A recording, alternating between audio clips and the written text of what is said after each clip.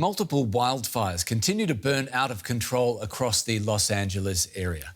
The death toll now stands at 10, but officials warn that number could rise as investigators make their way through affected neighbourhoods.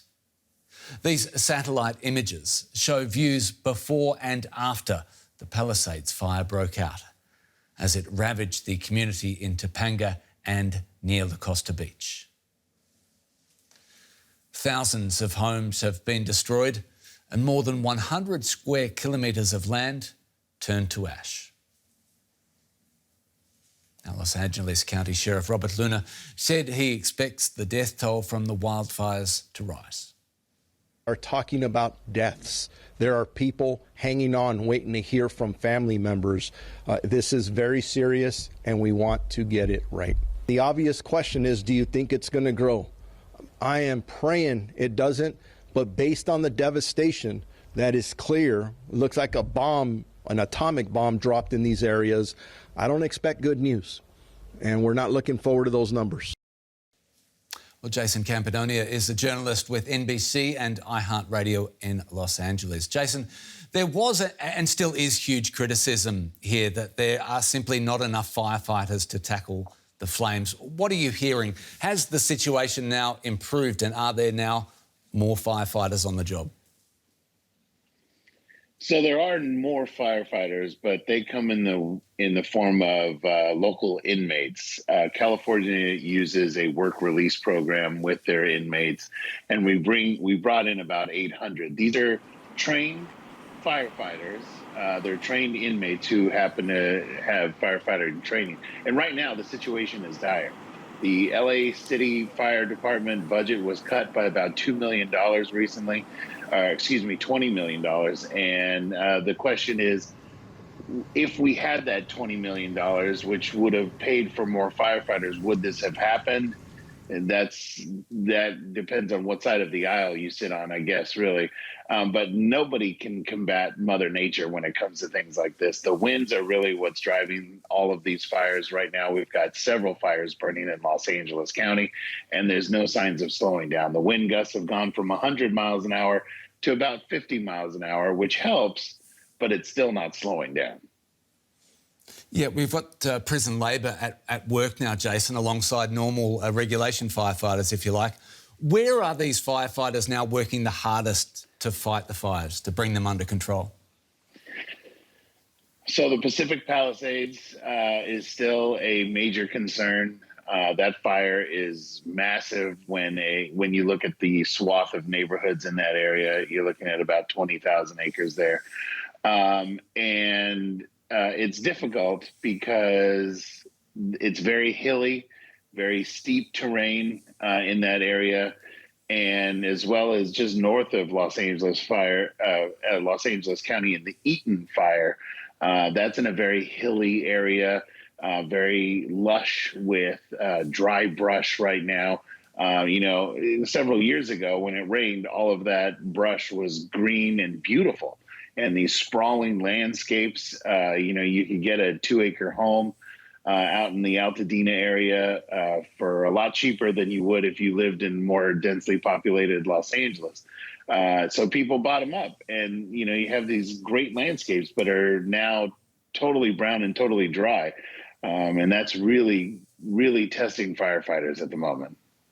Jayson, we've addressed the manpower issue of fighting these fires to some degree.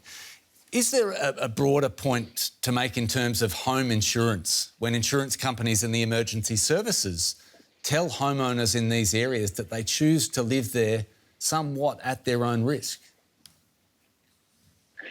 Right. And, we've seen this in other parts of the United States as well, right? People who live in Florida. Well, you chose to live in a hurricane-prone area, so why should we have to pay for this? We are an insurance business. We are not insurance to help you. We are a business. And that makes it extremely difficult for people to get fire coverage. I would say, looking into the future, that fire coverage now here in California is almost going to be unattainable. If you don't already have it, you probably will never get it, just because it doesn't look like the state and local municipalities are doing very much to prevent things like this. We've heard of hydrants going dry because of water pressure.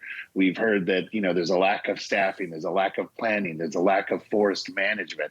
All of these things play into those factors, but we have to remember that the insurance companies are just that. They're companies, and they're there to make money. And in terms of those lessons learned, you talk about forest management in terms of public amenities. Are there lessons already being learned, including that of manpower, that can be applied the next time this happens? Well, I'm not an expert and I don't work for the fire department, right? But I can tell you that the water issue is going to be dealt with. The Los Angeles Department of Water and Power has to look at why their hydrants went dry. Firefighters show up to a house, they go to a hydrant, they lock up to it, they go to turn it on and nothing comes out. They're unable to then do their job. Something has to be done about that. Also, we're hearing this morning that fire hydrants have been tampered with. Some of the homeless in the area go and they use these fire hydrants. They're able to turn it on somehow and use it for showers or for water or for whatever, drinking water or whatever. When firefighters show up to the blaze and they go to these fire hydrants that have been tampered with, they're not allowed to use them because they're not sure what's going to come out of them. It's unsafe to use once they've been tampered with. That has to be looked at as well. So I'm sure that there's a room full of people trying to make some sort of decisions on where to go and how to do this in the future. But for thousands of people, it's too late. They've lost everything and have to start rebuilding, which is going to be one heck of a process, especially with the California Coastal Commission involved and state regulatory boards and all of these things. It's going to be a years-long process getting these people back in order. Jayson Campadonia is a journalist with NBC and iHeartRadio in Los Angeles. Great to talk to you, Jayson. Thank you. We can now speak to DW reporter Stefan Simons, who's on the ground for us, covering the fires. Good to see you, Stefan. We understand that you are now at the Kenneth fire. What can you tell us about what's happening and where exactly is this fire? Well, it's on the other side of the Malibu Mountains. So the Palisades fires, they are raging on one side towards the ocean of the Malibu Mountains.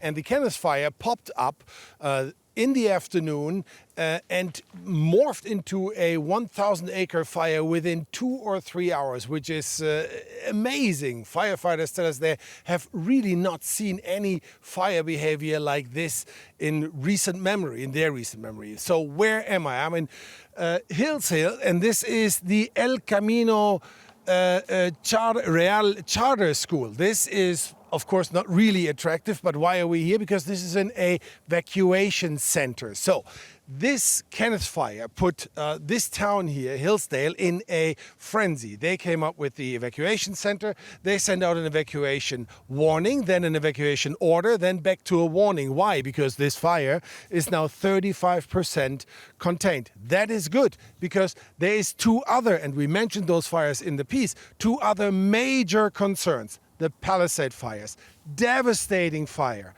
20,000 acres by now. That means it gained about 5,000 acres in just about 24 hours. Amazing. Destruction, devastation, mind-blowing. Eaton fire, we have seen that too. Allendale, Pasadena, the same kind of fire. Devastating with force and deliberate destruction power. So great, not seen by many firefighters we talked to. They're really in shock and awe about this. A lot of people lost everything. They are in trauma, in shock, and coming back to their houses is not a good experience for them. Well, Stefan, that Palisades fire that you mentioned is being seen as not just the most destructive fire right now, but also in Los Angeles history. And you did send us some drone footage of that fire. Maybe we can have a look at that. It is absolutely devastating. People calling it apocalyptic, these images of the impact of that fire.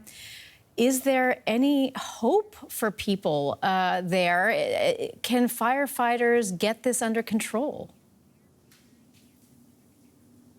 I think hope is the only thing there is, if at all. I also think that many people are at the moment in a stage where they don't think there is any hope. They are hopeless. They're devastated. We were there, we took this footage, and I have covered wildfires before, and I have seen devastation before, but I tell you, I have never ever seen anything like this.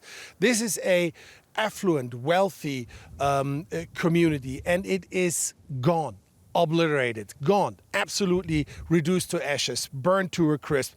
We saw maybe, let's say, 3% of what this community was as still standing, plus 2 or 3 ATM machines from banks, which are also gone, supermarkets, synagogues, temples, schools, kindergartens, everything, housing, of course, everything gone.